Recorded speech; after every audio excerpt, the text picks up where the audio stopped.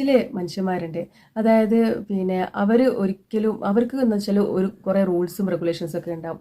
അവരൊരിക്കലും അവരെക്കുറിച്ച് ചിന്തിക്കൂല.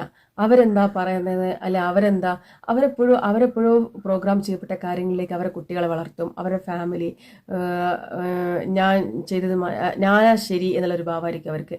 അവർ പിന്നെ അവർക്കാണ് ഒരിക്കലും ഹാപ്പിനെസ് ഉണ്ടാവുകയില്ല.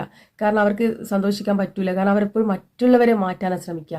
മറ്റുള്ളവരെ അവരിങ്ങനെ വിലയിരുത്താൻ നോക്കും.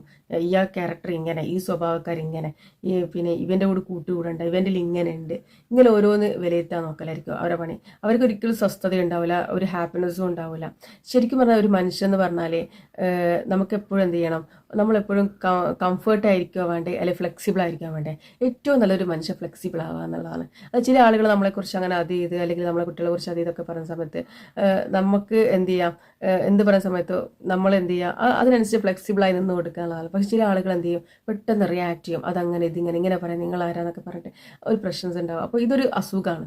കംഫേർട്ട് എന്നുള്ളത് അവർക്ക് സ്വയം മാറാൻ പറ്റില്ല, പക്ഷെ മറ്റുള്ളവരെ മാറ്റാനും ശ്രമിച്ചുകൊണ്ടേയിരിക്കും എന്നുള്ളതാണ്.